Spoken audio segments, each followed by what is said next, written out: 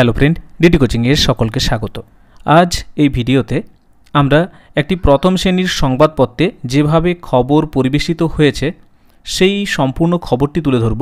পাশাপাশি এই খবর সম্পর্কিত বেশ কিছু কথা যেগুলো না বললেই নয়, সেগুলো আমরা অবশ্যই এই ভিডিওতে আলোচনা করব। তাহলে চলো শুরু করি আজকের আলোচনা। যেভাবে খবরটি পরিবেশিত হয়েছে, প্রথমে শিরোনাম দেওয়া রয়েছে 58,000 শিক্ষক ও দুশ্চিন্তায়। খবরে যে বিষয়টি জানানো হচ্ছে সেটি হলো কলকাতা হাইকোর্টের নির্দেশে 2016 সালে এসএসসির প্রায় 26,000 শিক্ষক শিক্ষাকর্মীর নিয়োগ বাতিল হয়েছে, যে রায় সুপ্রিম কোর্টে চ্যালেঞ্জ করেছে রাজ্য সরকার ও এসএসসি। এর মধ্যেই প্রবল সংশয় তৈরি হয়েছে 2014 প্রাথমিকের টেটের ভিত্তিতে বিভিন্ন দফায় নিয়োগ পাওয়া 58,000-এর বেশি শিক্ষক শিক্ষিকার ভবিষ্যৎ ঘিরেও।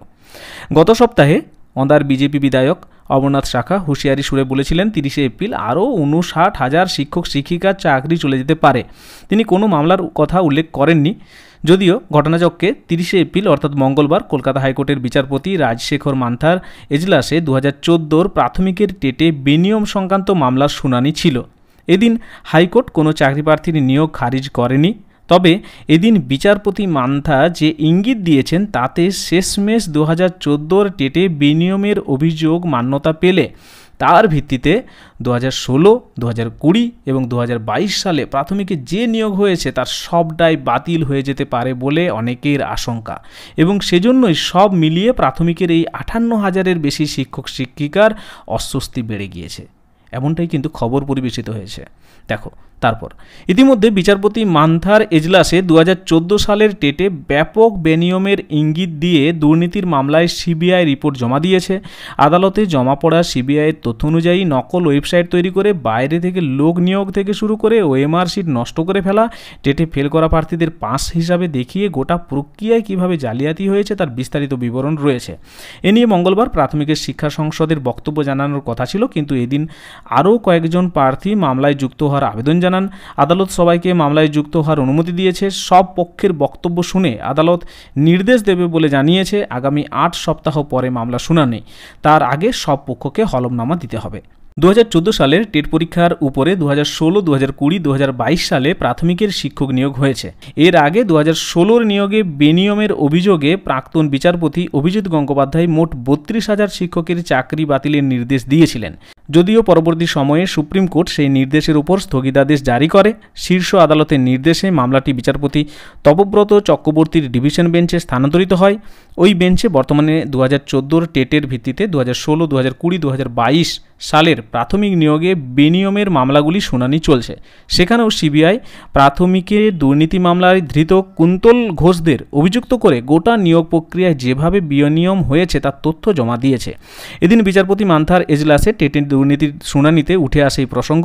সেখানেই বিচারপতি মান্থার পর্যবেক্ষণ, এই টেট মামলার ফল যদি নেতিবাচক হয় তাহলে এর উপর ভিত্তি করে হওয়া সব নিয়োগই অস্তিত্ব হারাবে। অর্থাৎ 2014 সালের পর যতগুলো টেট হয়েছে 16, 20, 22, যদিও 17 টেটের উল্লেখ নেই, সমস্ত নাকি অস্তিত্ব হারাবে।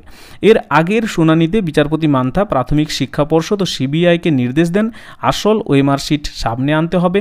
আদালত এক্ষেত্রে প্রযুক্তির সাহায্য নেওয়ার কথাও বলে। কোনো কারণে আসল ওএমআর শিট না ফিরলে আদালত কড়া হাতেই বিষয়টি বিবেচনা করবে বলে ইঙ্গিত দেয়। এমনটাই কিন্তু খবর পরিবেশিত হয়েছে একটি প্রথম শ্রেণীর সংবাদপত্রে। তো এই ছিল খবরটি, আমরা খবরটি তুলে ধরলাম। পাশাপাশি এই খবর সম্পর্কে যে কথাটি বলার প্রয়োজন রয়েছে, অযোগ্যরা বহিষ্কার হোক, যোগ্যরা তারা তাদের পদ ফিরে পাক, বা যারা যোগ্য তারা যাতে কোনোভাবেই তাদের পদ না হারায়, এটা আমরা প্রত্যেকেই চাই। কিন্তু এইভাবে একটা খবর পরিবেশিত হওয়া মনে হয় কোথাও যেন ঠিক নয়। যেখানে বিষয়টা সম্পূর্ণরূপে অনিশ্চিত, সেই রকম একটা খবরকে এইভাবে তুলে ধরে সমাজের চোখে শিক্ষকদের সম্মান হানি করার এই একটা প্রচেষ্টা, যেটা সত্যি নিন্দনীয়। এইভাবে একটি প্রথম শ্রেণীর সংবাদপত্রে মুখরোচক একটি খবর পরিবেশিত হয়েছে, এটা কোনোভাবেই কাম্য নয়। কোনো সংবাদপত্রের কাছ থেকে এইভাবে একটা ভুল তথ্য পরিবেশিত হওয়া, যেটা কোনোভাবেই মেনে নেওয়া যায় না। সমাজে শিক্ষক শিক্ষিকাদের যেন বারে বারে কালিমা লিপ্ত করার প্রচেষ্টা চলছে, এইরকম খবর যদি পরিবেশিত হয় যেখানে যতগুলো শিক্ষক নিয়োগ হয়েছে সাম্প্রতিককালে প্রত্যেকটি শিক্ষক শিক্ষিকার চাকরি যাবে, এরকম যদি কোনো খবর পরিবেশিত হয় সমাজের পক্ষে, যেটা সমাজে যে সমস্ত শিক্ষক শিক্ষিকা রয়েছে তাদের পক্ষে সত্যি খুবই একটা খারাপ খবর।